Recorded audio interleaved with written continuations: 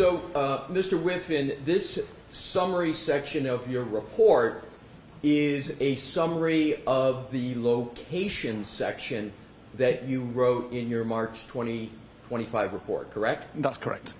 And it states the location data on this device contains a vast number of records while traveling between 12/19/33 and 12/24/38. These records all have a high horizontal accuracy value as well as bearing and speed information which conforms to the streets being traveled. Next paragraph. The device arrived outside 34 Fairview at 12/24/38 where it remained static for about 30 seconds. Do you see that, sir? I do, yes. And did I read that correctly? You did. Did I read that correctly? Sorry, yes, you did. Yeah, so at the end of it says, show the device moving west from the roadside towards the house. That's what you wrote, correct? Correct. I would like you to, Mr. Wilk, if we could switch back to the timeline of Mr. Whiffin that we had published yesterday in DEC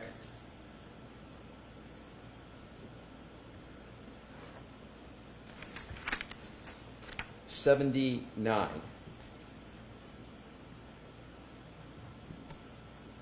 Mr. Whiffin, if you could please, we just read that portion of your report that says at 25:30 the device bearing shifts to a westerly direction as location records also show the device moving west from the roadside towards the house.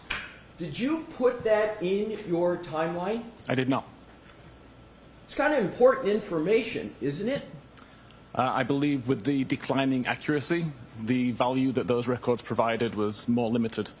But it was important enough for you to write it in your report, but you didn't put it in the timeline, correct? Correct. Now if you could continue on your report, page 29, Mr. Wilk, if we could put, and we're going to be flipping back and forth between the timeline in your report. Okay. If we could go to page 29, enlarge it, the text, so the jury is able to read it along with us. We're going to start from the top. So the next says, from the combination of device location and bearing, it does appear that the device started to move towards the house.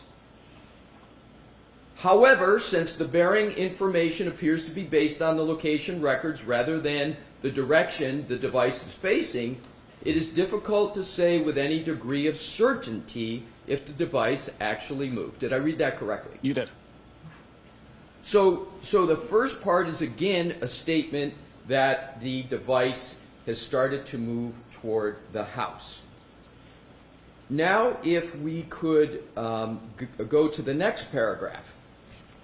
This location data is immediately followed by 12 minutes of low accuracy records which offer no reliable location information. So I just want to make sure I've got the time period here right. The 12 minutes is from 12:25, correct? Yes. And so correct. 12:25 plus 12 is 12:37. So the range we're talking about here is from 12:25 through 12:37, correct? Correct.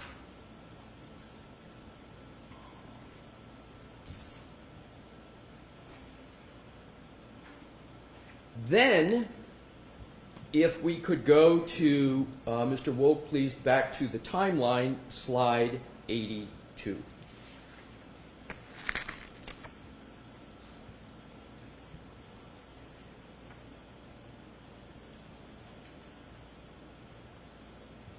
So I want to discuss with you the very top entry, Health 12/31/56, where you have the entry, start of health event, 36 steps, 25 meters, and yesterday we agreed 25 meters is approximately 84 feet, correct? Correct.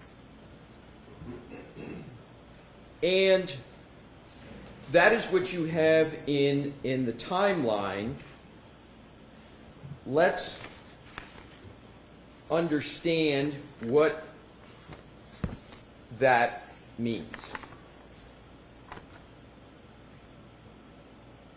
At that time period, 12/31/56, do you recall writing in your March 2025 report that the device began moving for a period of 20 seconds? Related to the location data, I believe? Yes. Yes.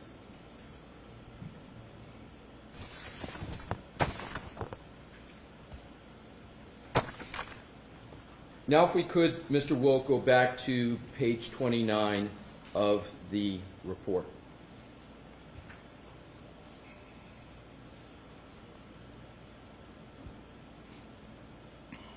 So what I want to do is go back to that paragraph up at the top from the combination of the device. From the combination of device location and bearing, it does appear that the device started to move toward the house. However, since the bearing information appears based on the location records rather than the direction the device is facing, it is difficult to say with any degree of certainty if the device actually moved. So you're talking about difficulty saying with certainty, correct? Correct.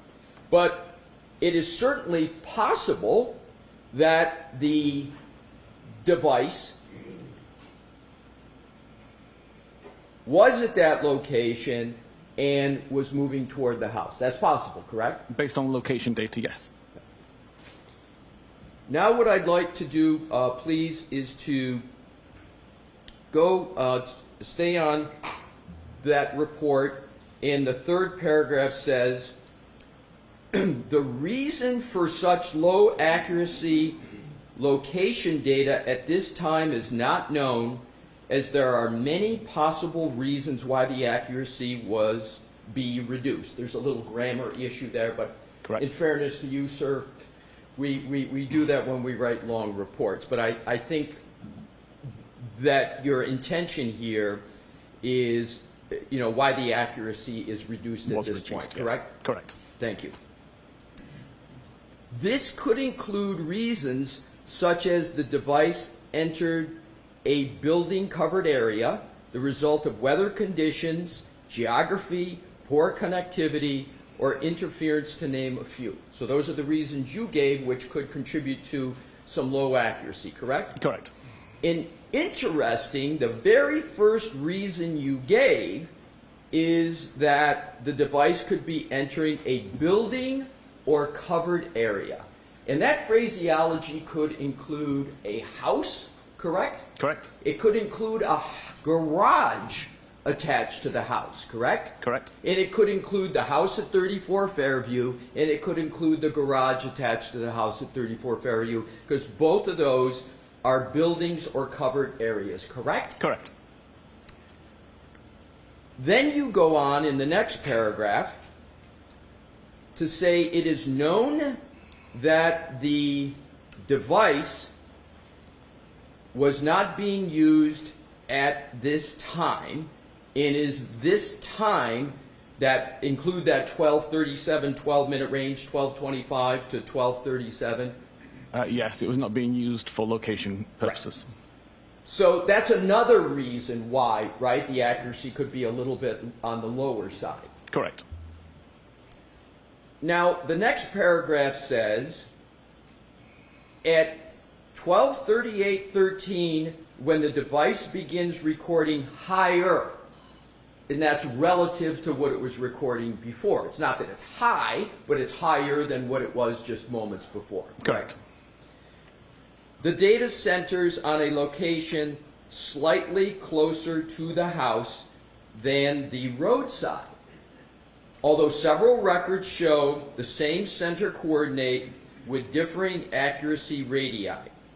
Some of these location records are shown in the map below in white. So let's go down and look at what you had in your report for the area in white. In the area in white that you're referring to, there are two white circles, the largest one there. This, in fact, was a depiction that you included in your report on page 29, correct? Correct. Interesting and notable, you did not include that depiction in your timeline that you discussed with the jury yesterday, did you? I did not know. But it was important enough for you to put that depiction in your report, correct? Correct. And notably, the larger white circle covers a substantial amount of the house at 34 Fairview, correct? Correct. So, given your testimony on direct yesterday with Attorney Brennan, the phone of John O'Keefe, according to this depiction, could be anywhere within the largest white circle, correct? Correct.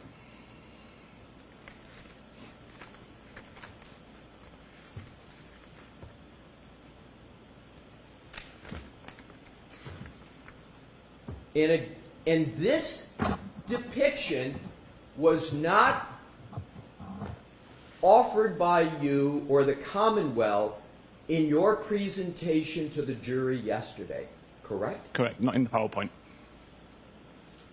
Now, if we could go back, Mr. Wolk, to page 29 of your report, into the text, and if we can enlarge the text just a little bit, please, for the jury, Mr. Wolk.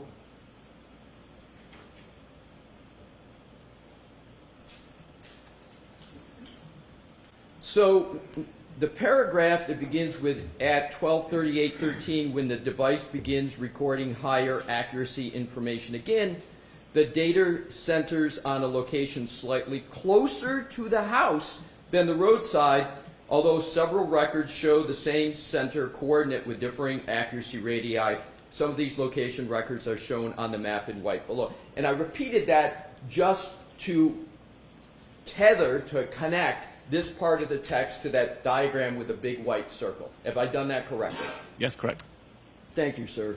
The next paragraph. Over the next few hours, the GPS coordinate and the associated accuracy radius jumps around numerous times between the house and the road.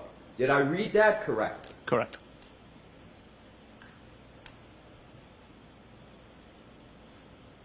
And therefore, over the next few hours, according to your report, the phone of John O'Keefe could be in the house, correct?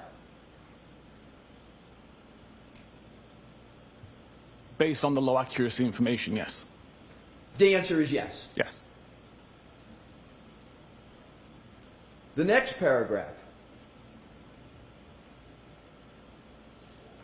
Well, we'll stop there for a moment, and I would like to, Mr. Will, go down, scroll please, to that diagram that's right below that text again.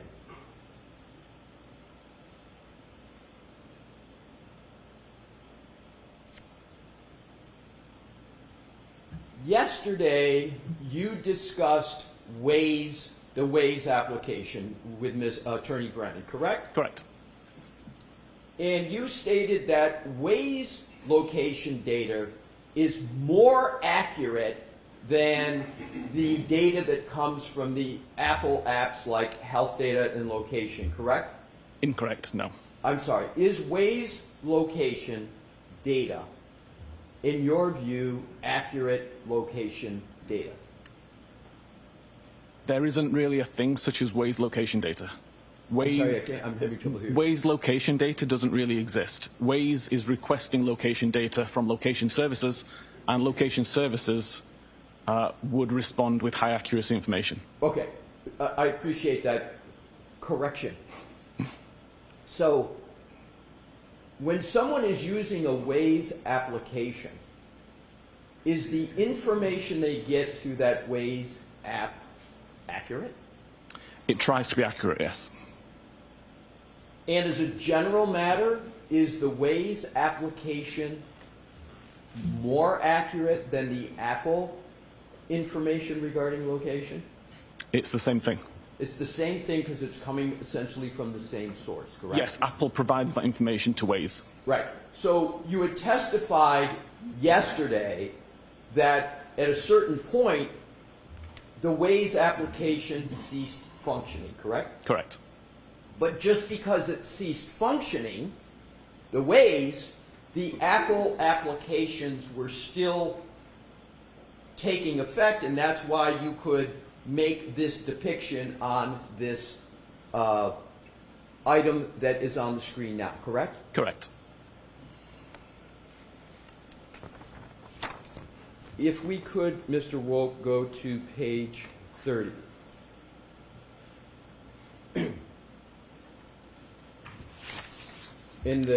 What I'd like to highlight, please, is the text. So if we can enlarge it up at the top.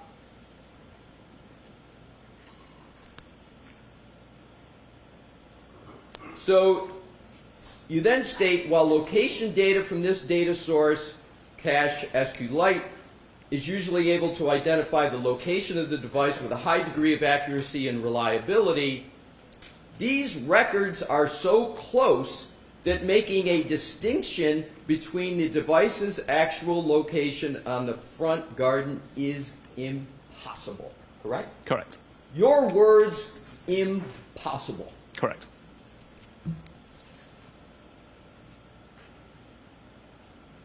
Did you provide any of the information in that paragraph in your timeline or to the jury in your direct testimony yesterday? Not in the PowerPoint, no.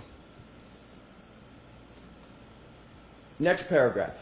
If the location records are limited to just the records between 0025, which is 12:25, and 6 a.m. and with an accuracy radius of 10 meters or less, there are 46 records, all of which fall within the red circle shown below.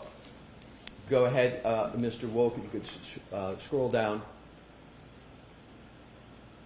And that is the only depiction there that you included in your timeline yesterday, correct? Correct. So you took one of two depictions in your summary of the location, this one, in terms of your timeline presentation, correct? Correct. Now, in terms of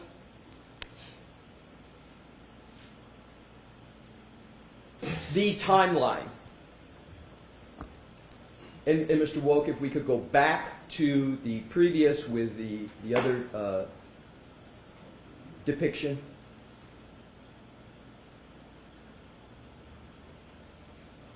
It's on page 29. If we could enlarge that depiction, please. So, you testified that the flagpole in the fire hydrant are more down toward the small black circle. Is that correct? That's my understanding, yes.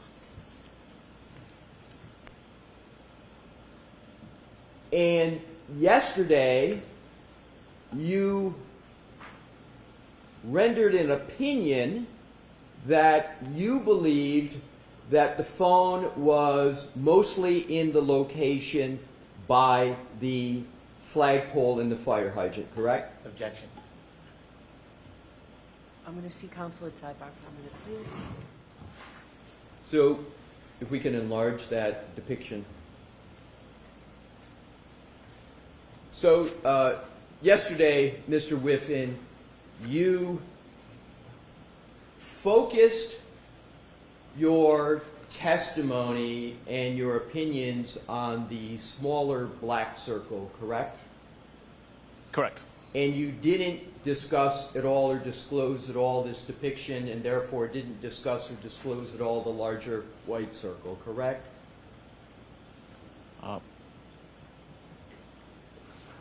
Not when discussing my overall opinion. Right. Yeah. So the answer Is no. right.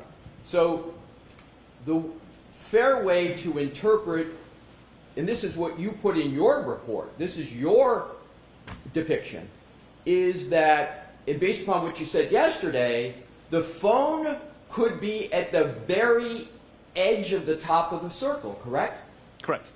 And the phone could also be at any point, so you can, in theory, put a phone anywhere around the very edges of that entire circle, correct?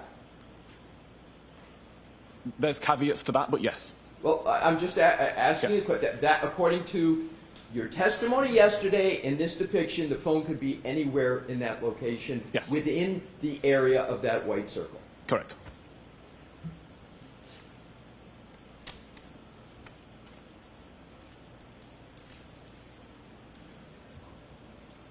I would like to now go back to the timeline, Mr. Wolf, where we had left off, which is slide 82.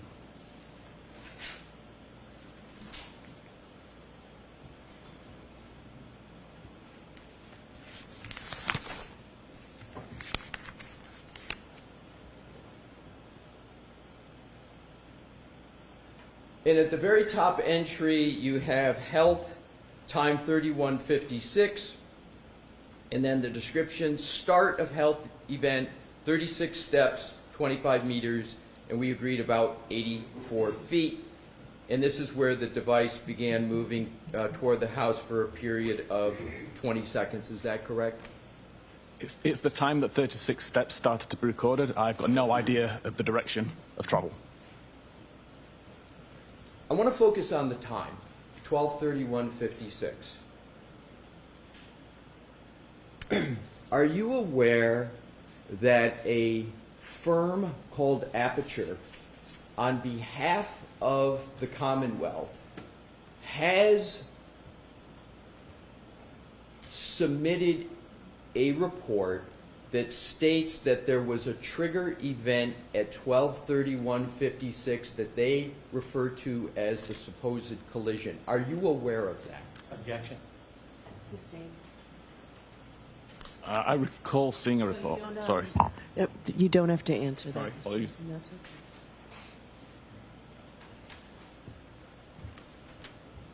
okay. Mr. Whiffin,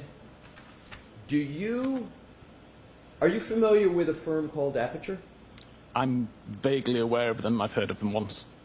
Are you familiar with a person by the name of Dr. Judson Welcher? I'm not, no. But you're familiar with the firm Aperture. I am. And do you know that the Aperture firm is working on this case? That's the only reason I'm aware of this company.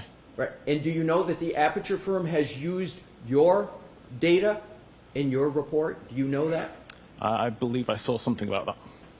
You believe you saw something, or do you know that they've used your data for a report in this matter? I recall seeing a report. I don't recall whether it was my data that was being referenced.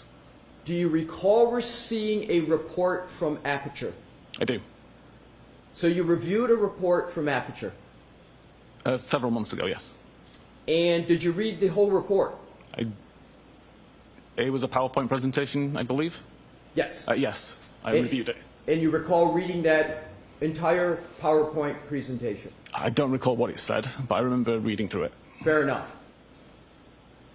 Do you remember, as you sit here today, reading about a trigger of a number 1162-2? Do you recall reading that? I recall seeing reference to a trigger event. What did you understand the Aperture firm that's retained by the Commonwealth, What do you understand they meant by trigger 1162.2? Objection. Sustained. Do you recall the specific slide that discussed a trigger? Objection. Do you recall that, Mr. Whiffin? Very vaguely. Would it help your recollection if I showed you a slide from that report that you said you reviewed to refresh your recollection? I object. All right, so why don't I see counsel at sidebar? Bring that with you, Mr. Alessi, please. Mr. Whiffin, does that refresh your recollection with regard to an aperture report that discusses a trigger of 1162.2? It does, thank you. Pardon me? It does, thank you.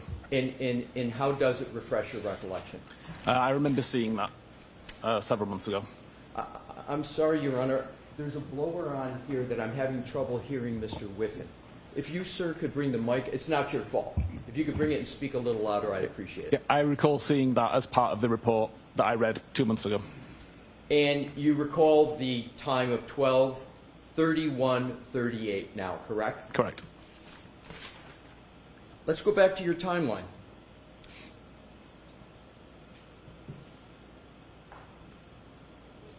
'82. So you just spoke about a trigger 1162.2 associated with a time of 12:31:38, and we are now at the timeline of 12:31:56, correct? Objection.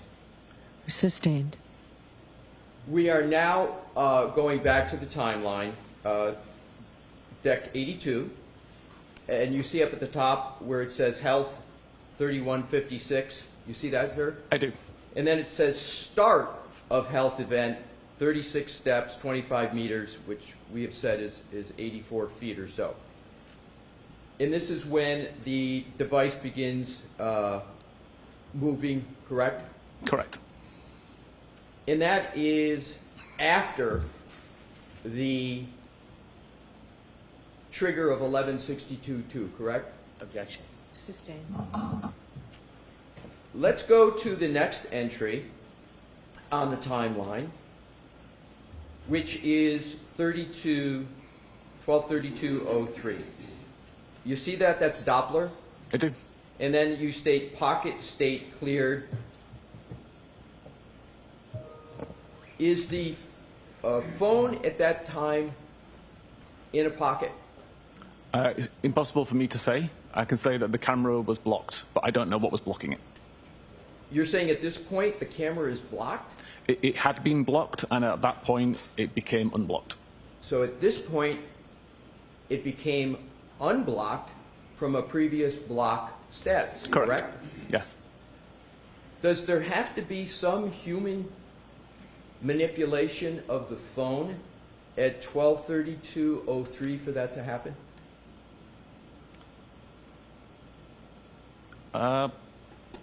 Technically not. There are scenarios that wouldn't require it.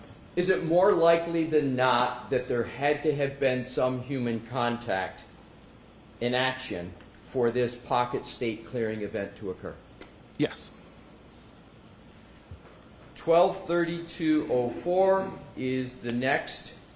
It's a type unlock. Device unlock with Face ID. You see that, sir? I do. Is there some human action that has to occur for the device to unlock with Face ID? Typically, you must be paying attention to the phone. Sorry, sir? You must be paying attention to the phone, assuming that that setting's enabled. So someone had to be looking at the phone. Yes. At 12:32:05, application focus. What does that mean? That the messages application was at the foreground of the device being used. Next entry, 12:32:06. We discussed this, it says read message, pull behind me, and that is associated with a Jen McCabe, it's the Jen McCabe message of 31:47, correct? Correct. And does a human have to be reading that for that entry to be made? The message needs to be on screen. If the conversation with Jen McCabe was already on screen when the device was unlocked, then that message would automatically be considered read. Next entry, app lock 123209, end application focuses messages, and then it says device locked with lock button for the last time. That requires human interaction with the phone, correct? Correct. And it actually requires somebody to take the cell phone and press the side button to do that, correct? It does, yes. So there has to be some degree of coordination for that to occur, for a human to be able to have something that hits that button, correct? Certainly, yes. And do you understand what the term fine motor skill means? Do you Yes. understand that? And would that person have to be using fine motor skills to do that? Yes. Next entry, 123216. End of health event, 36 steps, 25 meters, again 84 feet. That is in your timeline because that's when you believe the end of the health event, the end of the 36 steps occurred, correct? That is the time that the device data shows the end of the health event, yes. May I have a moment, Your Honor? Yes. Thank you. Do you recall writing in your March 2025 report the following? The final health activity of note on John's phone can be seen to have occurred between 12:31:56 and 12:32:16, during which 36 steps were recorded, covering a distance of 25.4 meters, again that 84 feet, according to healthdbsecure.db. Do you recall writing that? I do.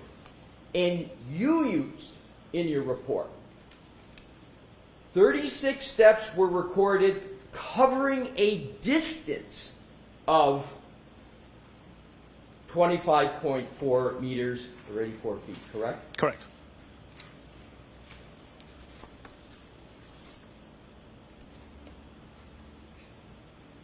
Do you know a trooper named Nicholas Garino? I'm aware of him, yes. Are you a little more than aware of him? You've worked with him on this case, haven't you? He sent me some of the files related to it, but further than that, I've got no relationship with him. But isn't someone sending you files on a case you're working on, working with the person? Isn't that a fair conclusion? It could be.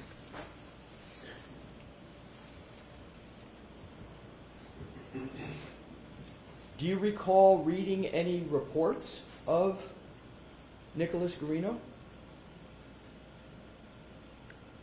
I don't recall reading a report by Nick. Does that mean you didn't read it, or you just don't recall reading it? I honestly can't remember if I did or not. I remember some of the reports that I read for this case. I don't recall if one was by Nick. Would it refresh your recollection if I showed you a portion of his report to determine whether you would have read it? Please. Thank you. Moment, Your Honor, please. Sure. Thank you. I am providing you with a document, and I would ask if that refreshes your recollection as to whether you've read a report of Mr. Garino. A report or this report? This report. Thank you, Your Honor. I don't recall ever seeing this report.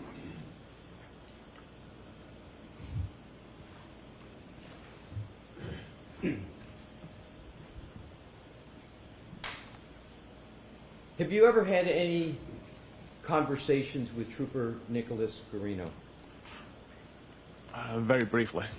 But you had, the answer is yes. Yes. Did Trooper Garino tell you that he measured the distance from the flagpole to the front door and it was 72 feet? Did he ever tell you that? Object to the floor. Sustained. Did you ever have a conversation with Trooper Nick Garino about the distance from the flagpole to the front door of 34 Fairview? Maybe. Maybe. Maybe. So is it maybe then you had a conversation with him in which he stated to you that that distance is 72 feet? It's maybe. So if we go back to what we were discussing earlier about the steps and the distance covered, and this is in your report of March 2025, where we've talked about this, and it's the final health activity of note on John's phone can be seen to have occurred between 12:31:56 and 12:32:16. Is this the correct slide? No, it's not. So let's take it down. Thank you, Your Honor. Let me start that over. The final health activity of note on John's phone could be seen to have occurred between 12:31:56 and 12:32:16, during which 36 steps were recorded, covering a distance of 5.4 meters, or 84 feet. 84 feet is greater than 72 feet, correct? Correct. So if the distance from the flagpole to the front of the house is 72 feet, and your report notes steps, 36 steps covering a distance of 84 feet, that would put those steps within the house, correct? It would.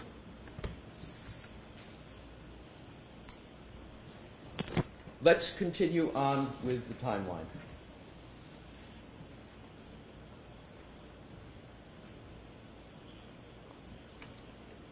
Deck 83. We now have Doppler 1233:14, and then Doppler pocket state. Do you recall in your report adding a word to this, that your report said pocket state detected? Do you recall writing that? More than likely, yes. Yes. But the detected word is not on that slide, is it? It's not, no. What does pocket state detected mean? There was an active check by the Doppler function, and it detected that it was in a pocket state. I would now like to change gears a bit and go to temperature with an iPhone. You recall that discussion in your direct testimony? I do. Thank you. Mr. Wilk, if we could please have the slide deck, but a different page, slide 60. And just tee it up, but please don't put it on the screen yet. iPhones don't record ambient or the environmental temperature where the phone may be at any given time, correct? Correct. But the iPhones, including the iPhone of John O'Keefe, log the temperature of the battery inside of it, correct? Correct. And as a result of that function, examiners and folks like you can use the battery temperature of an iPhone to identify increases or decreases in temperature within the environment that the iPhone is physically located in. True? I believe so, yes. And that's right out of your report, right? Your March 2025 report makes that very statement, correct? Yes.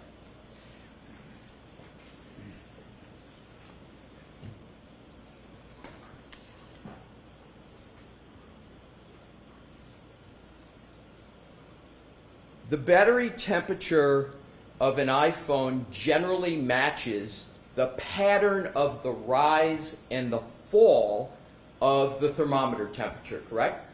From my testing, yes.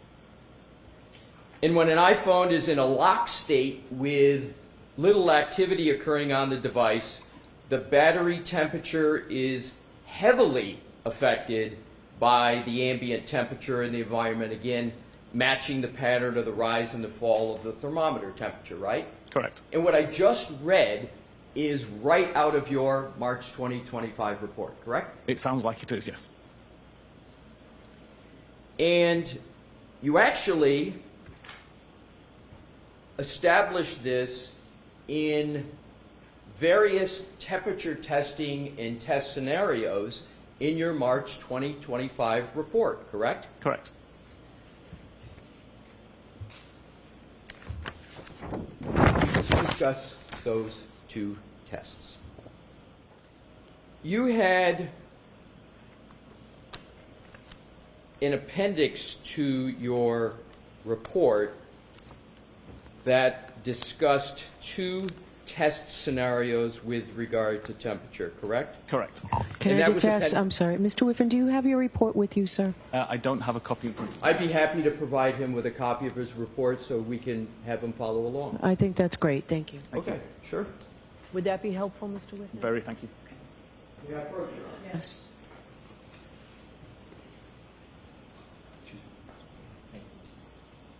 May I, Your Honor? Yes. Thank you. There you go. And Mr. Whiffin, feel free at any time to reference that report. Thank you. And if you could, turn to page 77.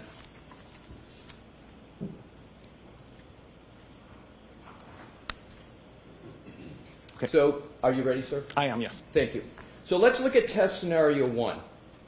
Test scenario 1, you took an iPhone, if I'm remembering correctly, same model as John O'Keefe's? I believe John O'Keefe's was iPhone 11. I used an iPhone 10. But sufficiently Very similar. for purposes of this experiment? Correct. Or this test? Same iOS version. Yes. So it's the same iOS version, the software inside the phone, just a different model. Yes, And it's the software that's important for this test, correct? I believe so. So you state that you placed the iPhone inside a freezer, correct? Correct. And now if we could, Mr. Woke, if we can put that, do we have that in would be page 77? And if we could enlarge that chart, please.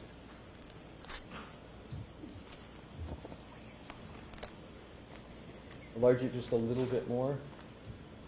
We're not concerned with the text at this point, so we can just get the chart as large as possible. Thank you.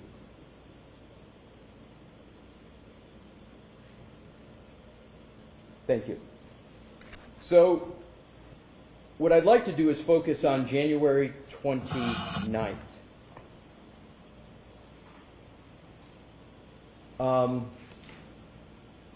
Excuse me. This is your experiment. When did you do test scenario 1, approximately, the date? This is a good question. It was sometime probably in December last year. I'm sorry. In December last year, I believe. December 2024. Correct. So what you did here was you took the phone, you put it inside a freezer. What was the temperature of the freezer? I actually don't know. But it was a freezer. It was freezing. Yes. It is sort of your just regular freezer that everybody has. A regular chest Nothing freezer. special about No. it. Let's look at some of the data that you have from this.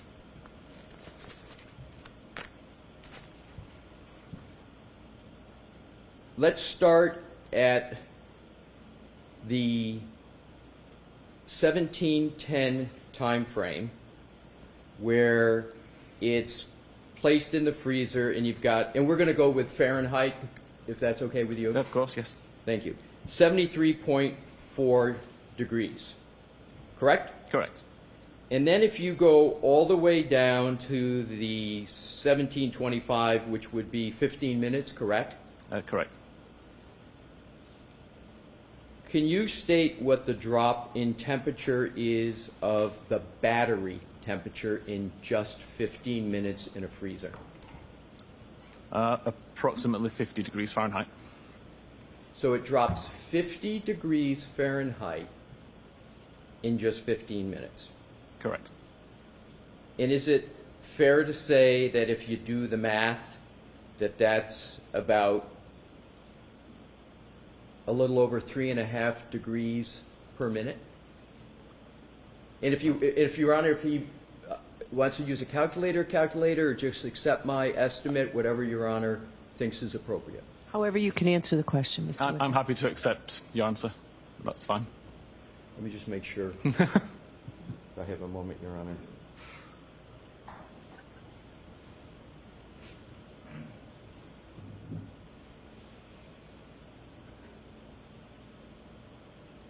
.33, would that sound fair, sir? That sounds fair. So it's about 3.3 degrees Fahrenheit per minute drop, correct? Correct.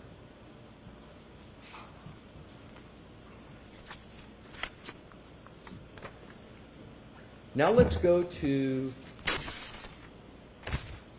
the next page of your report, page 78, where test scenario 2. And in test scenario 2, you took the same phone with the same software and you placed it outside at a temperature of 33.8 degrees Fahrenheit, correct? Correct. And we could enlarge that, please, Mr. Wolf.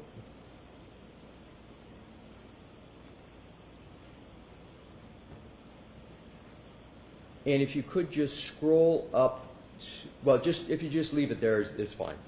So if we take the time that we start out with a control temperature, and then we've got a battery temperature at 9:02, and this is the battery temperature of the iPhone, correct? Correct. And we've got 66.2 degrees Fahrenheit, correct? Correct. So is it fair to call that a baseline for purposes of what this chart is?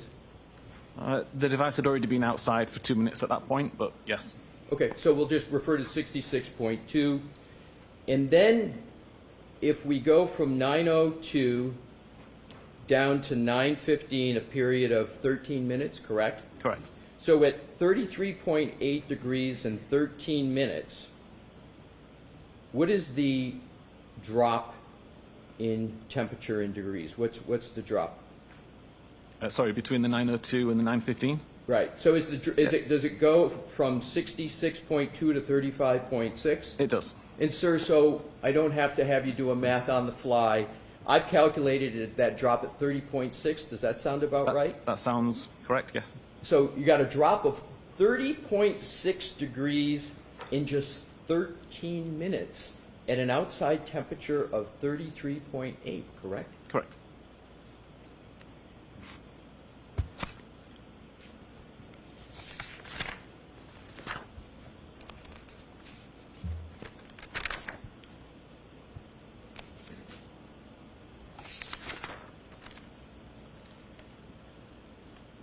We're going to come back to this, but what I'd like to do is to compare these two test scenarios. The one we just saw at 33 degrees Fahrenheit, where it dropped 30.6 degrees in just 13 minutes, again at an outdoor temperature of 33.8, and then test scenario 1 in a freezer, where it dropped 61.2 degrees in just 15 minutes. Now let's go to the slide 60, which was in your slide presentation yesterday, of what you stated was the temperature change in the iPhone of John O'Keefe on the morning of January 29th. You with me, sir? Yep. Thank you. So if we start out at 12:13, we see a battery temperature of 82 degrees Fahrenheit, correct? Correct. Then it drops a little bit to 77, a little bit to 72. And what I want to focus on is keeping the starting point for my questions here at the 12:37 time period on the morning of January 29th. And that's 72 degrees Fahrenheit, correct? Correct. So if you take the time period from 12:37 to 12:53, that's a 15-minute interval, correct? Correct.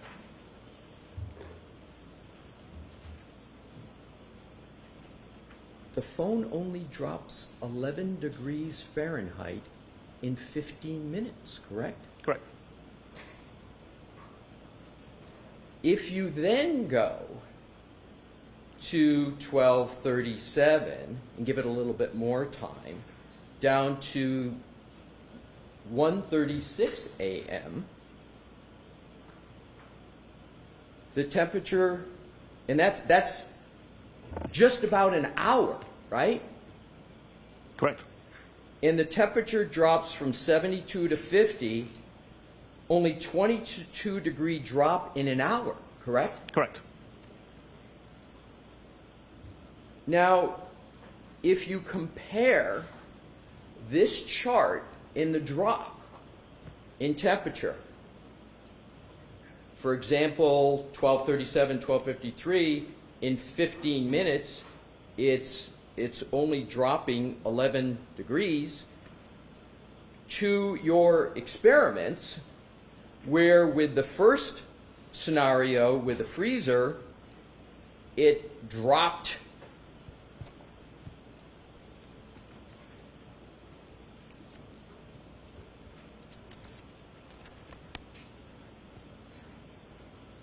$50 degrees in a 15-minute period. Is it correct to say that there was a much more dramatic drop in temperature in your test scenario 1 than what actually occurred on John O'Keefe's phone for the time period we just covered in January 29th? Yes. And then with regard to even test scenario 2, where the temperature is 33.8 degrees, that's the ambient, the outdoor temperature, Correct. right? At that temperature, just above freezing, you've got a... Sorry, that's below freezing. I'm sorry? It's below freezing. What is freezing in Fahrenheit? I don't know, but it's 0 degrees Celsius, Right. and it was -5 degrees Celsius at the time. Right, but would you agree that, and I want to be fair to you because I know you use Celsius more Yes. than Americans who use Fahrenheit, but would you agree that 32 degrees Fahrenheit is the freezing point in Fahrenheit? I honestly wouldn't know. Okay, fair enough. So, in any event, in your experiment at 33.8 degrees Fahrenheit, you're getting a drop in your experiment in 13 minutes of 30.6 degrees, right? Correct.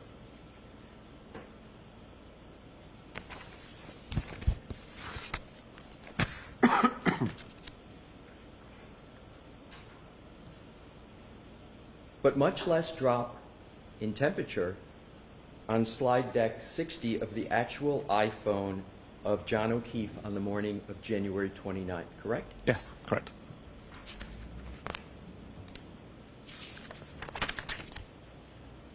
Do you know what the temperature was in Canton in January 29th, 2022? I do not know. Don't you think that that would be an important piece of information in analyzing where the phone of John O'Keefe was on the morning of January 29th? I didn't think it was. So you didn't think it was important, even though you issued a report discussing the temperature of the iPhone, and you did 2 test scenarios, one in a freezer, one in an ambient temperature of slightly above 33 degrees, and you didn't think it important to take the final step to see whether there was anything to be gained from that comparison to determine where that phone was located? My testing proved that the battery temperature is affected by ambient temperature. My report shows the data that was on the device. I also don't know the condition that the phone was found in, whether it was in a case, whether it was in a pocket. So to me, the ambient temperature in Canton at the time wasn't particularly relevant. I just wanted to show what data the device had recorded.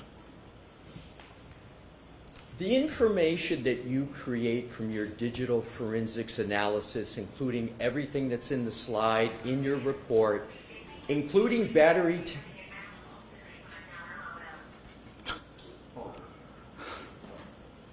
You want to set, sir? I'll go back to the question. In digital forensics, you work with law enforcement often, correct? Correct. And you work in law enforcement in investigating cases, do you not?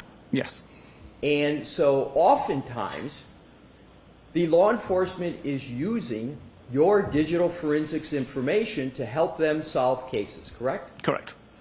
You didn't suggest to anybody on law enforcement that they might want to take a look at this temperature information to assist in determining where this phone could have been by the temperature?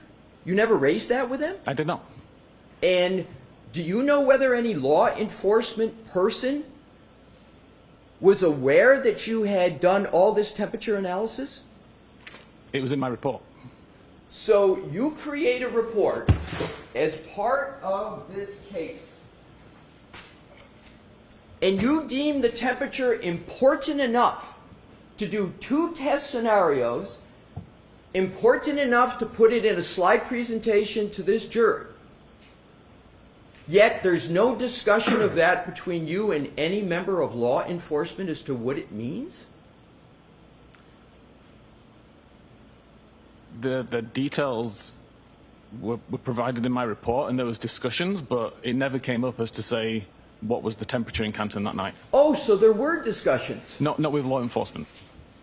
Oh, who As were part of my preparations for trial.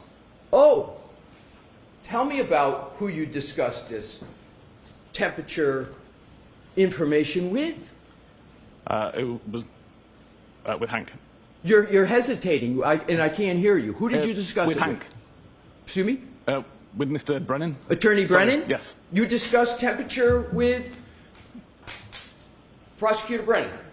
It was in my report. It was in your report, but you said you discussed. Which is it? It's in my report, and the discussion was that it is in my report. I'm not in a position to suggest that investigations take place and change based on my report findings. Oh, sir, I'm not suggesting what you just stated. I'm just trying to get information about, you mentioned the verb discussed. Didn't you, in your Yes, I answer did. moments ago? Yes. Isn't discussed a verbal thing? It's not a written thing? It was discussed in preparation for trial, yes. Oh, so there was a discussion, a verbal discussion with Attorney Brennan about temperature in your preparation for trial. Yes. Was there any interest at all as to what this could actually mean for the potential location of Mr. O'Keefe's phone on these very important time periods in January 29th that might assist to determine at various times whether Mr. O'Keefe is in a covered building based upon the temperature rather than outside in a nor'easter on January 29th? I'm sorry, what was the question there? Yeah, the question is, was there any discussion about the investigative value of what you had done in determining where that phone could have been on key time periods on the morning of January 29th? That wasn't part of the discussion, no. It wasn't part of the discussion.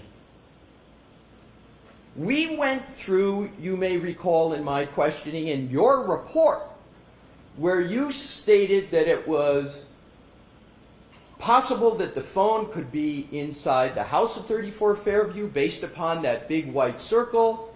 You testified that the low accuracy at certain points could be because of it entering a covered building, correct? Correct. And you do a temperature experiment to track the very accurate temperature change of an iPhone and it doesn't match up the actual data with either of your test scenarios and you don't raise that with anybody? Objection. Sustained. You can ask it differently. Did you ever put together in any kind of form your test scenario 1, your test scenario 2, and the actual temperature chart of the iPhone of Mr. O'Keefe? So how do you mean put it together? As in compare the two?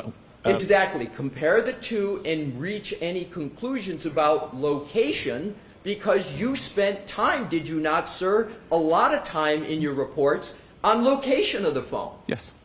But yet, with all that data, all that testing, all the experiments that you did, you didn't include in your slide presentation and you didn't include in your report what that could mean for the location of the phone, did you, sir?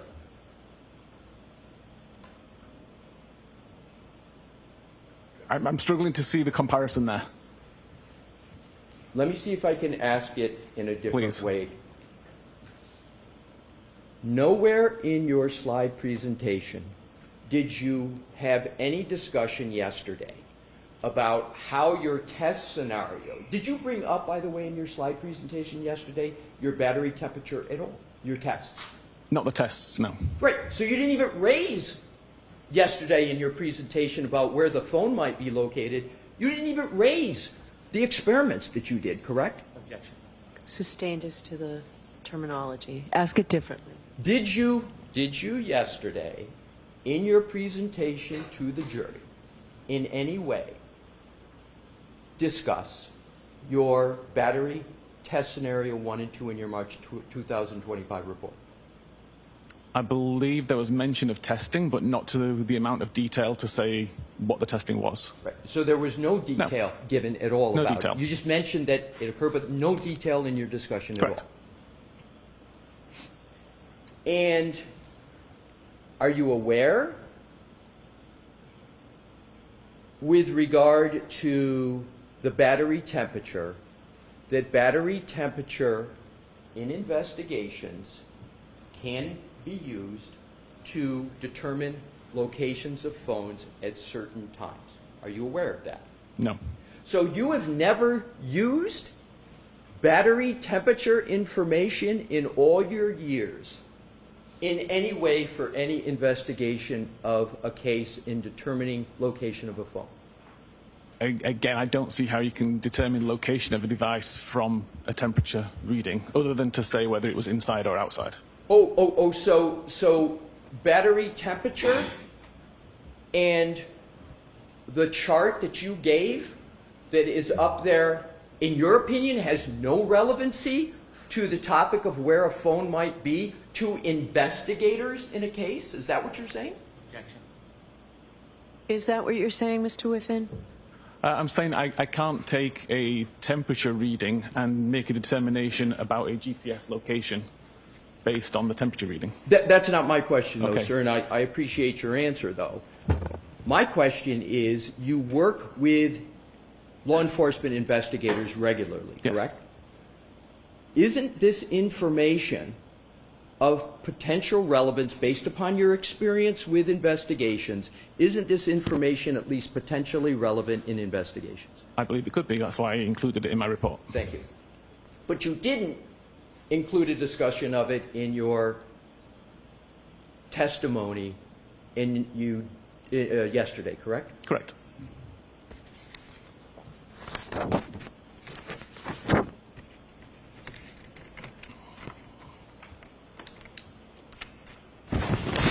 I just want to be clear on a final point as regards to temperature.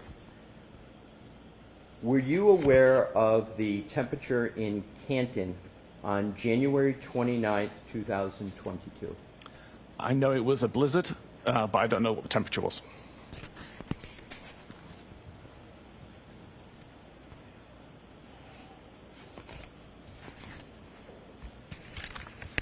May I have a moment to switch Sure. topics? Thank you, Your Honor.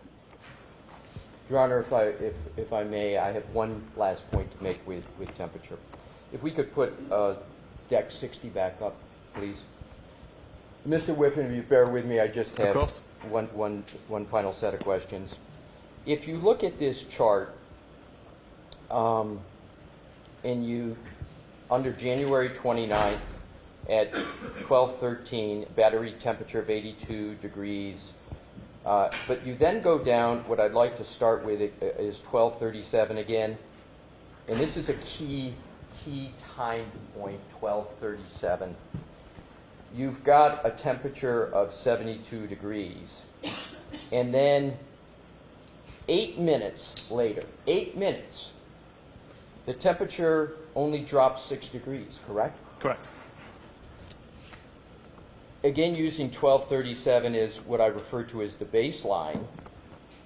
You go all the way down, and you see to 1253 a temperature drop of only 11 degrees. Do you see that? I do. Thank you. That you can, excuse me, Your Honor, one moment. Okay. The final data point on this slide, Mr. Whiffin, and thank you for bearing with me on this. At 1:36, there's a temperature of 50 degrees Fahrenheit, correct? Correct. Several hours later, at 6:06, 4.5 hours, the temperature drop is only 7 degrees, correct? Correct. Large. You don't need the text, so we can just go to detailed analysis, communication, call history, and now if you could just super enlarge the first few entries. Yes, that is great. So what I want to do is just cover the information here. Whose phone is the subject of the entries on this chart? This is John's phone. And if we start with the first entry, reading left to right, 12:14:36, end time 12:15:20, incoming call from Jen McCabe, duration 44 seconds. You see that, sir? I do. You see, and is that a call that is answered? Yes. If you go to the next entry, 1847, just 12:18:47 to 12:19:23, outgoing call, duration 36 seconds, to Jen McCabe, duration 36 seconds. Do you see that, sir? I do. Is that a call that is answered? Difficult to say. That could be a outgoing call that lasted 36 seconds of ringing, but I believe it was answered.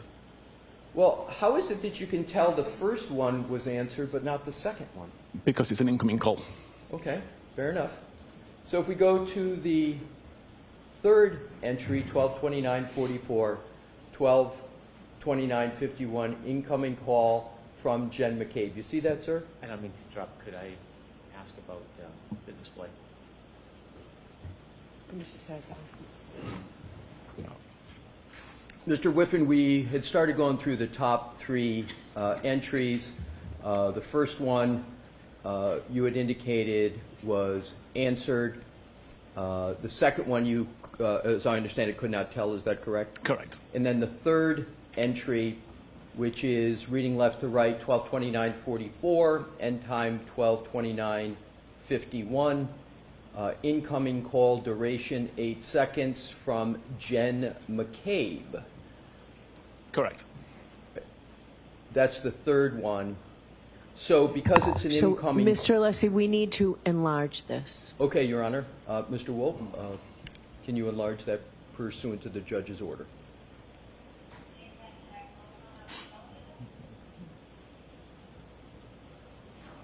Is that sufficient, Your Honor? If you can make it as large as possible for the jurors, please, even if you have to do smaller segments. If we have to, Mr. Wolf, knock off the final right-hand column, that's insignificant. There you go. All right, that's better. Okay, that's fine. Thank you. May I, Your Honor? Yes. Thank you. So I want to now go to the last one for this Exhibit 42. It's reading from left to right, 12:29:44, 12:29:51, incoming call duration at seconds from Jen McCabe. Again, it restates duration 8 seconds. Correct. Given that it's an incoming call, you can conclude that that was answered, correct? Correct. Now, if we could go back down and focusing on just the first three by way of example, Mr. Wolf, do just as Her Honor has requested, enlarge it as large as possible. Those three, after the first three, yep, starting there, just take the first three by way of example. All right. Mr. Whiffin, you should feel free to look at the hard copy Exhibit 42 if that's more helpful to you. But what I want to do is to focus on start time 12:33:35, reading across activity, incoming call, unanswered, and then to the right, Karen Reed. Do you see that, sir? I do. And do you see the same types of entries for 3409 and 3438? I do. And those calls are unanswered, correct? Correct. So in contrast to the, and now Mr. Walker, we can go back to the chart, trying to capture 6 and enlarge those once last time. Thank you. So in the first one at 1436, and then skipping one to 2944, those are answered, but then starting, excuse me, at 3335 and 3409, those are unanswered, correct? Correct. You can take that down, Mr. Wolf. Thank you. Mr. Whiffin, when did you start working on this case? What was the date, approximate date? On this case or on this exhibit? On this case. Approximately September 2023. So over a year and a half. Correct. How many times have you been in Norfolk County? This is my second time. So you were here once previously. Correct. Do you recall yesterday discussing what you had done with an iPhone, driving around and then moving it with your hand? Correct. Yes. In the year and a half that you've been on this case, did you ever take an iPhone and do the same activity on the route that you were discussing yesterday between 34 Fairview and One Meadows? I actually did it on Sunday night. I'm sorry? I did it 2 days ago on Sunday night. And with regard to your time on this case, what was the results of that? I object, Your Honor. I'll need to be heard briefly. I'm sorry? I object, I need to be heard briefly. Okay.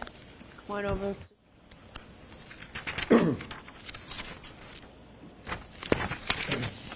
Mr. Whiffin, I am now going to proceed to a different topic. Okay. Do you recall discussing the Google search, how long to die in the cold? I do. And you discussed that in your direct testimony, correct? I did. You were a police officer for years before getting into the data forensic analysis of cell phones, correct? Correct. You were a response officer of the South Yorkshire Police from 2004 to 2009. Correct. You continued policing with the Calgary Police, working patrol, correct? Correct. You work frequently with law enforcement. I do. Indeed, law enforcement is the predominance of your work, correct? Probably about 80% of the work, yes. What percent? About 80%. 80? 80? 80. Your work is used in investigations for law enforcement, correct? Sometimes, yes. In your area of work, you use and apply various forensic methods that are extracted, that data is extracted from a cell phone, correct? Correct. And you have various forensic methods to analyze that data, correct? Correct. And that data that you analyze is often used by law enforcement in their investigations, right? It can be, yes. It can be, but it also is, from your experience, correct? I'm sorry, are we talking about my actual analysis or analysis that's created by the tools that me and Cellebrite create? Your analysis. Okay, my analysis is typically used in investigations, yes. So it's typically, your analysis is typically used by law enforcement. On the cases I work, yes. Right. And you know that is going to be the case oftentimes when you're doing your analysis, correct? Correct.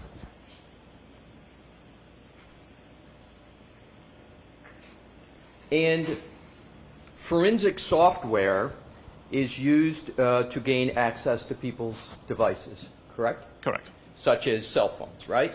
Correct. So, and there's something called an extraction process from a cell phone that you discussed in your direct testimony. Yes. Now, I'm not going to go into too much detail, but I want to cover, because it would be covering old ground, but I want to cover some of it. Okay. It's important, is it not, that the extraction process on a cell phone be performed correctly. It is, yes. And that's so that the data that's extracted from a cell phone is complete, correct? Correct. So that the data is correct, Correct. and so that the data is reliable. Correct.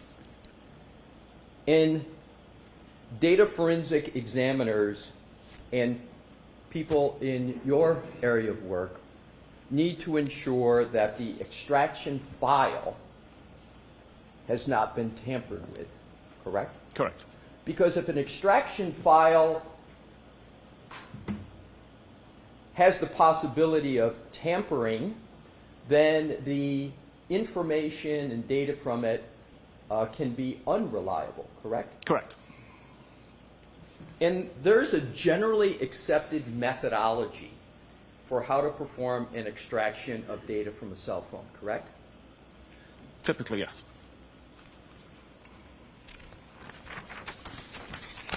One of the key ways to determine whether the data extracted from a cell phone is valid and has integrity is to evaluate whether the extraction process created what is called a hash value, correct? Correct. And a synonym for a hash value is a hash signature, correct? Correct. And a hash value or hash signature, I'm just going to use hash value. Is that acceptable to you? I'm fine with that. Thank you. So a hash value is a unique and usually consists of a long string of numbers and letters that's generated from the data file from a cell phone using a computer algorithm, right? Correct. And one of the computer algorithms is Shaw SHA 256, right? Correct. And is it a fair analogy to state that a hash value can be thought of as fingerprint for a data file from a cell phone? Yes. And is it also a rough analogy that a hash value can function like the seal on a milk container?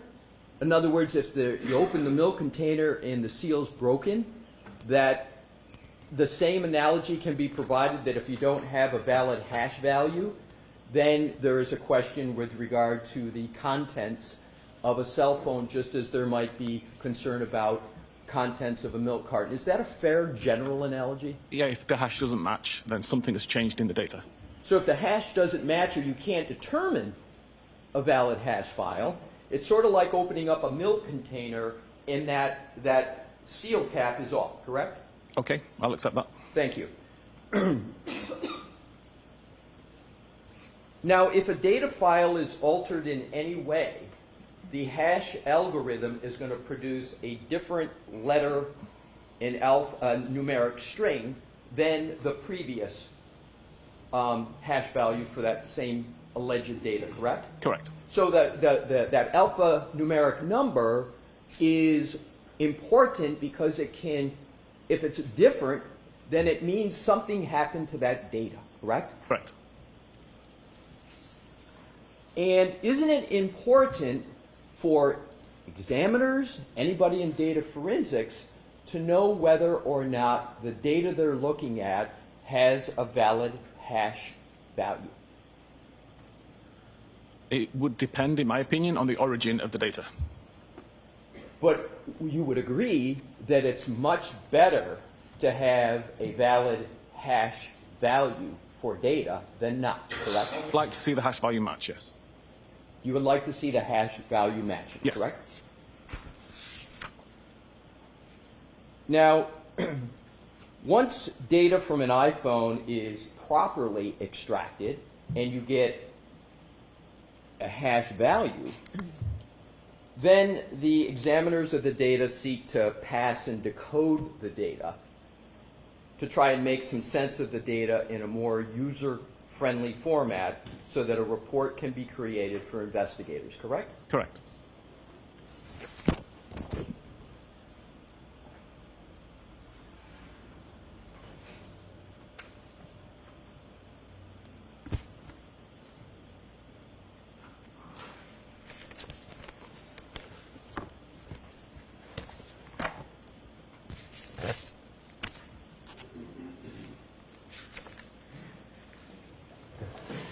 Do you recall preparing a report for the iPhone belonging to Jen McCabe dated December 2024? I do, yes.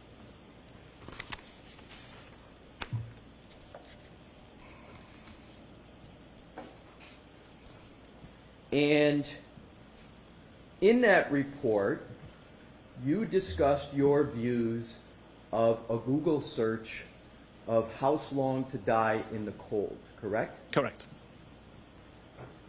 And in that report, you rendered various conclusions about that Google search, correct? Correct. And you rendered various conclusions about what is called a timestamp. Correct. And the timestamp that was in question was 2:27:40 a.m. on January 29th on Jen McCabe's phone, correct? Correct. And the question that you were looking at is that timestamp that appeared in the data, that timestamp of 2:27:40 a.m., whether that belonged to the Google search, House Long to Die in the Cold, correct? Correct.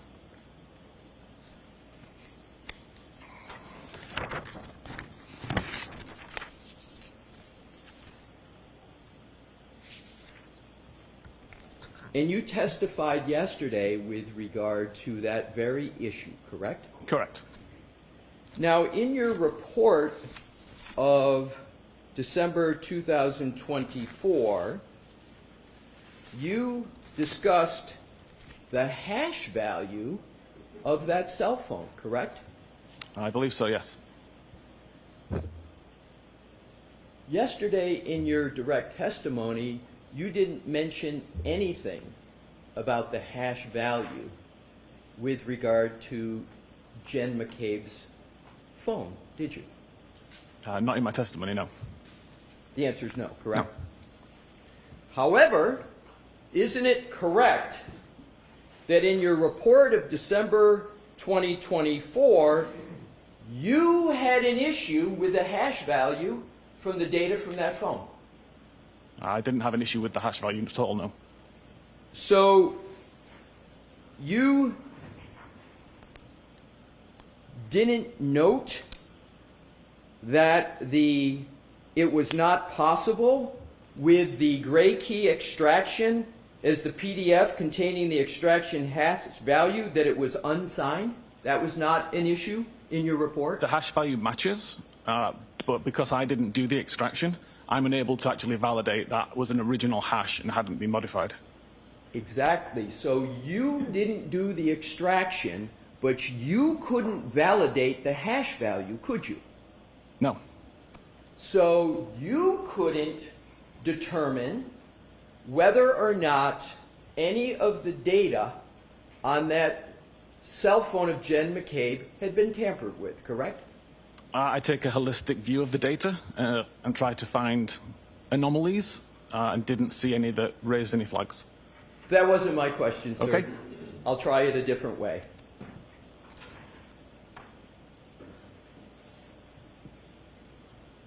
You concluded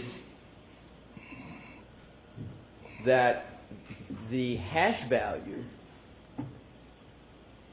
was unsigned, correct? Correct. They were always unsigned. Okay, apologies. You concluded that the hash value was unsigned, correct? Correct. Thank you. And you went on, did you not, in your report, to say that this hash value could be used as a suggestion of authentication, but cannot be guaranteed 100%, correct? Correct. Did you discuss any of that doubt, that suggestion of authentication but can't be guaranteed 100% at all in your direct testimony yesterday? I didn't know. And again, hash values are very important concepts for data forensic examiners, correct? For integrity, yes. Do you know the chain of custody of Jen McCabe's iPhone? I don't, no. So you don't know the chain of custody of her iPhone. You have an unsigned hash value, and you can't guarantee the hash value authentication, correct? No. The objection's overruled. Not from the hash value, no.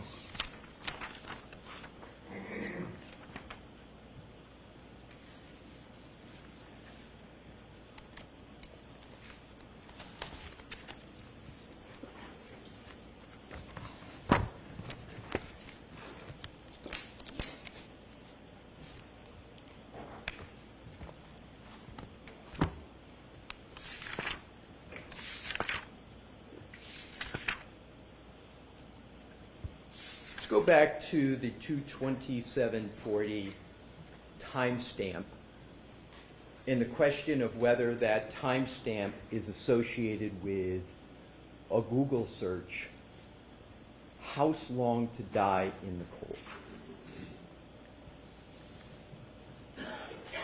You understand there is a dispute as to whether that search was performed at 2:27:40 a.m. as the timestamp states, or whether that was performed later in the morning, say around 6:23 a.m., correct? Correct. You understand there's a dispute. Yes.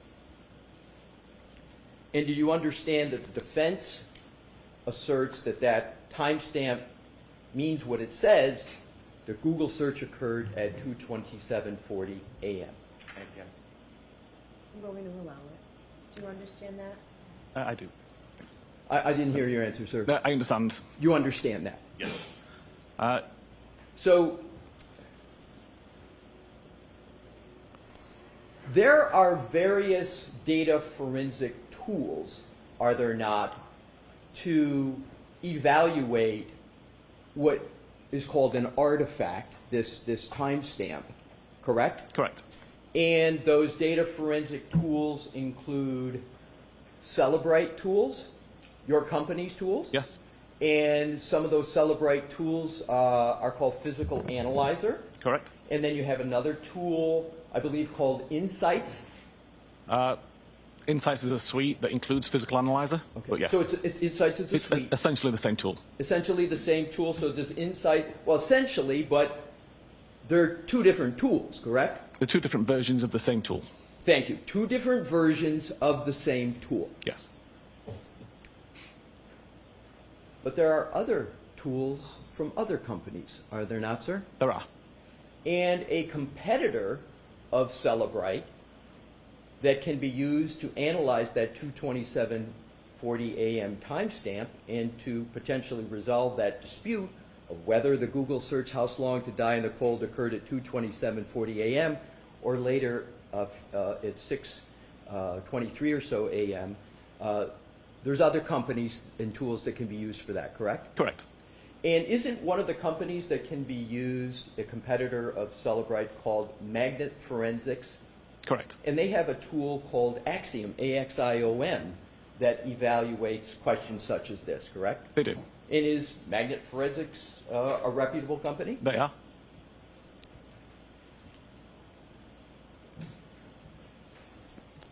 Am I correct that yesterday you essentially said that as of today, no Cellebrite tool, no Insight suite such as Physical Analyzer, today shows that 2:27:40 a.m. timestamp?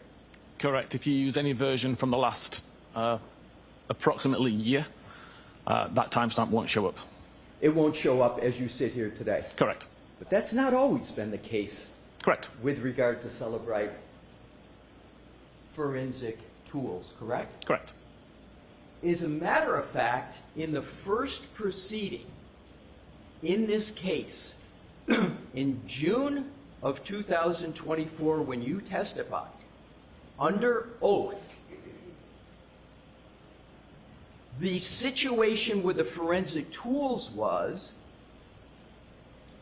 Cellebrite Forensics Insights did not show the 2:27:40 a.m. timestamp, but another version of Physical Analyzer did show it, correct? Correct. In that second program, that second tool, Physical Analyzer, not only showed it at 2:27:40 a.m., but it showed it as a deleted state, correct? It's a deleted record, yes. A deleted record. Yes. Did you mention that yesterday in your direct testimony? I don't believe so. You don't believe so? No, we changed it since then. Exactly. You changed it since then. Yes. Your company removed it Yes. after the first trial. Before the first trial.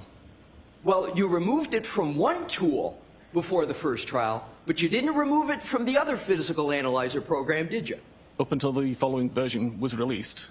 No, I'm talking about the time of trial when you were No. testifying. I appreciate that. There's some complexities with how we released the software, which resulted in one being released several weeks later and one being released several weeks earlier. At the time of trial, Yes. last year in June, when you were testifying under oath, one of the Cellebrite tools showed the timestamp of 2:27:40 a.m., correct? Correct. But that timestamp doesn't exist anymore. It doesn't exist today, does it? Correct. Cellebrite removed it. Yes. All right, You mentioned- could I see Counselor Zibar for just a minute, Yes, Your Honor. please? Go ahead, So- Mr. Alessi. Thank you, Your Honor. So with regard to the first proceeding, there was one Cellebrite forensic tool that still showed the 2:27:40 a.m. timestamp, Correct. and it was shown in a deleted state. The record was deleted, yes. The record was deleted. And then after that, Cellebrite outright removed the timestamp from, so none of its programs had it, correct? Again, if I could explain a little bit about how it works. No, I'm sorry. Okay. If you could just respond to my question. Is that correct? The timestamp's been removed, yes. However, the competitor of Cellebrite that we just talked about, Magnet Forensics Axiom, Yes. that program at the first proceeding showed the 2:27:40 a.m. timestamp, correct? Correct. And as a matter of fact, as you sit here today, the Magnet Forensics program, Axiom, still shows the 2:27:04 a.m. timestamp, correct? As far as I know, yes. And Magnet Forensic Axiom is a reputable company, correct? Correct. Cellebrite removed that 2:27:40 a.m. timestamp, which is in a deleted state, in response to issues raised in the first proceeding, correct? It was changed because of the research that I did, and that was verified by the forensic research group. But the issue arose because of what had come up in the first proceeding, correct? In the first investigation prior to the proceeding, yes. In the first investigation in this case, correct? Yes. So Cellebrite, after the first proceeding, after the investigation, just outright went and removed the timestamp. It's not unusual to change I decoding. didn't ask if it, I just asked whether Yep, they we removed it. But magnet forensic axiom still shows that 2:27:40 a.m. timestamp, right? Again, they refer to it differently, which is why they can But do they that. still show it. They do still show it. Can you just finish the answer? So, Sorry. Just let him finish the answer. Is that what you said, Mr. Mayor? yeah, my apologies, but I'm having trouble hearing, but I'll pause more just to make sure you're done. In that 2:27:40 a.m. timestamp, the dispute is whether it's associated with the search, House Long to Die in the Cold, correct? Correct.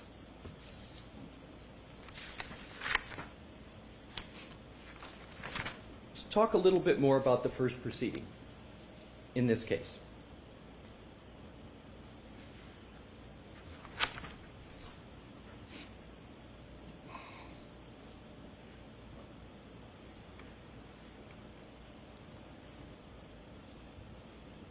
In terms of your testimony under oath in that first proceeding, do you recall stating that it was your opinion as to whether that 2:27:40 a.m. timestamp was associated or not with the Google search, House Long to Die in the Cold? I believe so. Right, so you called it your opinion. Yes, It- probably. You didn't describe it as a fact, you described it as your opinion, correct? Correct. Because you realize that there are other fair interpretations of that timestamp and when the Google search occurred, correct? I think even if I believe it's a fact, it's my opinion. Right, so it's your opinion. Yes. So you also, do you recall stating that there's plenty of other evidence on that extraction that shows what activity was occurring at 2:27:40? You recall that? Correct. And you used the word evidence, correct? Correct. But that evidence on the Cellebrite program is now gone, correct? No, It's not gone? it's not gone. So the 2:27:40 timestamp still exists in Cellebrite programs? Sorry, are we talking about the additional evidence that shows what Oh, no. happened at 2:7:40? No, I'm just asking whether, Okay. I thought we had that clear, but I thought, is the 2:27:40 a.m. timestamp show up on any Cellebrite program as you sit here today? The decoded value does not show a timestamp for Thank you. that artifact.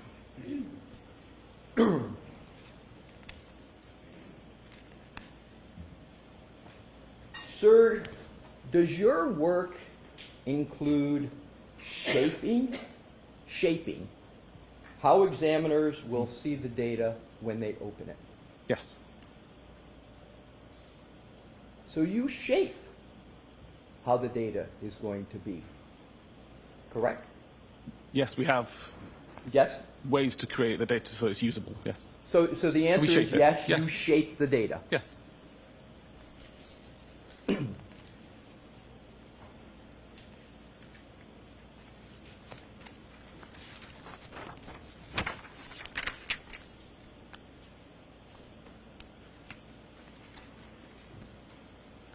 These various forensic tools, Cellebrite, Insight Suite, including Physical Analyzer, Magnet Forensics Axiom, these are all tools, and we know that no one has access to the Apple source code on iPhones, correct? Correct.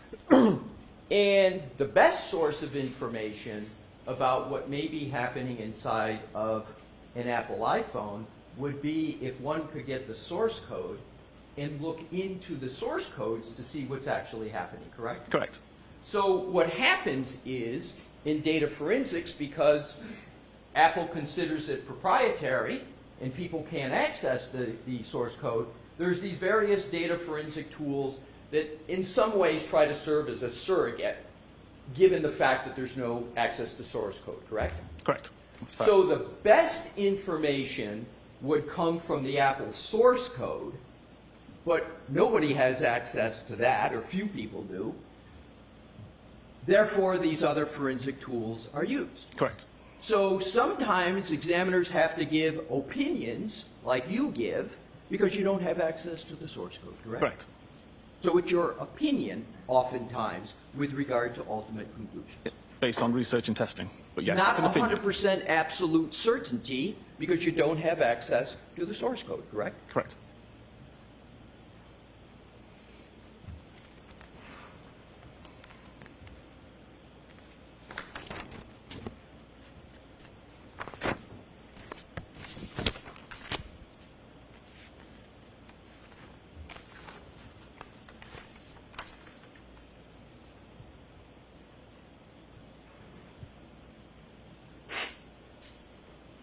You have a moment, Your Honor, to switch topics, please?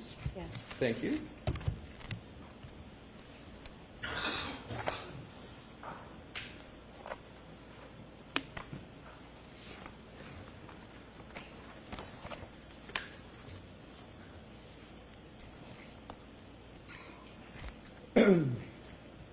Before I do switch topics, a couple points on the 22740 timestamp, if I may, Mr. Whiffin. The Google search in question associated with that timestamp, the dispute over that, is house long to die in the cold, correct? Correct. And you understand, sir, do you understand the significance if Jen McCabe made that Google search, house long to die in the cold, at 2:27:40 a.m. instead of 6:23 a.m.? Do you understand the significance of that? Of course. Sustained. He said yes, Your Honor. I'm sorry? I said sustained. Oh, thank you, Your Honor. I didn't hear that. Jurors, strike any answer that may have come. What do you understand to be the significance of the dispute over 2:27:40 timestamp? Objection. Sustained. Mr. Whiffin, with regard to the 2:27:40 a.m. timestamp, have you looked at any forensic tools to answer that question other than Cellebrite tools in your tool Ardex? I've used Axiom as well. So you used Axiom, and so did you therefore see that 2:27:40 a.m. timestamp still appeared? Yes. Did you discuss that with the jury yesterday, that you analyzed the Axiom program and that 2:27:40 a.m. timestamp still appears? I didn't. No. You did not. I did not.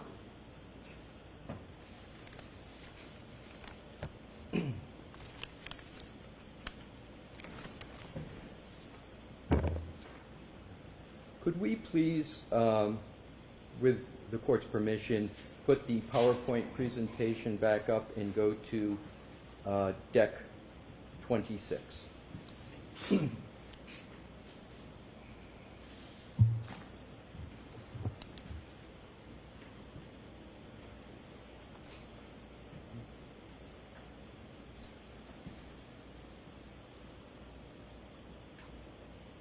Mr. Whiffin, does an iPhone discriminate between whether it's in a car, a bus, a bicycle, or walking? It can, but I don't have the research on that. Right. So as you sit here today, you can't say that an iPhone can tell the difference between a car, bus, bicycle, or walking, correct? The iPhone can, but I haven't researched that data fully enough to understand it forensically. So as you I sit here, can't, but you the phone can't. can. Does an iPhone merely register movement? Let me rephrase that. Does an iPhone register movement? It does. Do you recall yesterday discussing movement at a speed of about 1.4 miles per hour at 12:24:37 a.m. on Yes. January 29th, 2022? I do. A person walking at a normal to even a slow pace can walk at approximately 1.4 miles per hour. Is that correct? It sounds reasonable. And does it sound reasonable that a normal speed of walking is between 2 and 4 miles per hour? Reasonable.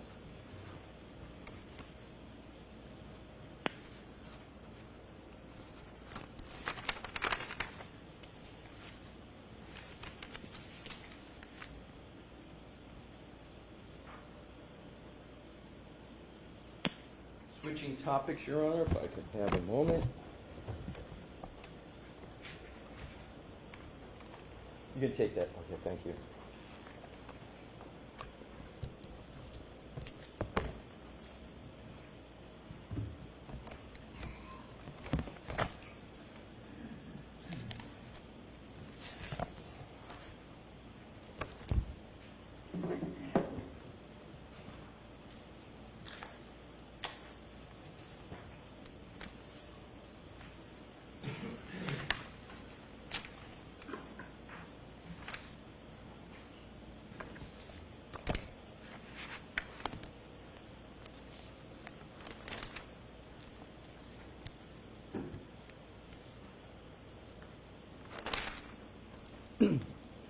When you were examining Jennifer McCabe's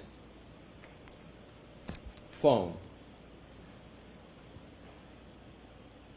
you used an operating system called iOS 14, correct? That's one of the versions of iOS I used, yes. That was one of the versions. Yes. Do you understand that Jen McCabe's phone was actually using iOS version 15? Yes, I do. 15.2.1. 15.2? 2.1. Thank you. And do you recall saying, with regard to iOS 15.1, etc., that the iOS operating system, your words, had fundamentally changed, correct? Correct.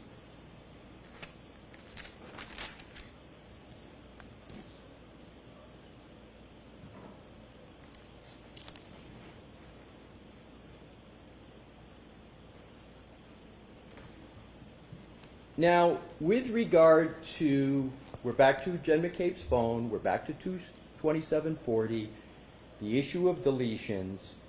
You stated yesterday that that deletion occurred after January 31 of 2022, is that correct? Correct.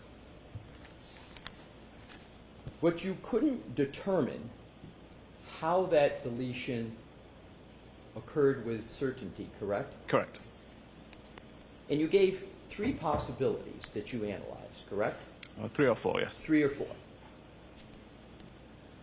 And one of them was deleted by user, correct? Correct. Another one was that the search occurred but never loaded. That would be the reason that there was no data found in the history.db file. But that was another of the 3 or 4 reasons, correct? That wouldn't cause the deletion of the record, Right, but- necessarily. Right. And then you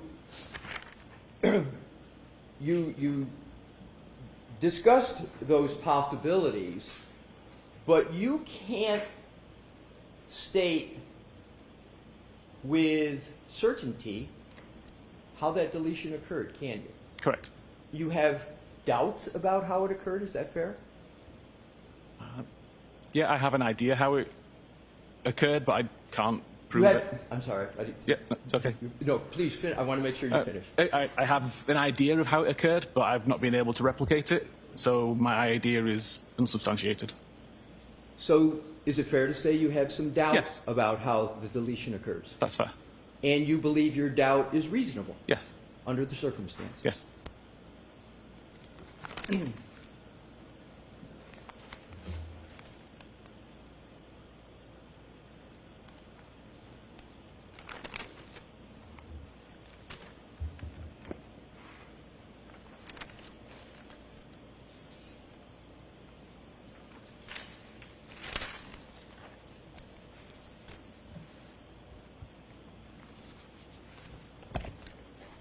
Your Honor, that is the extent of my questions of the witness at this time.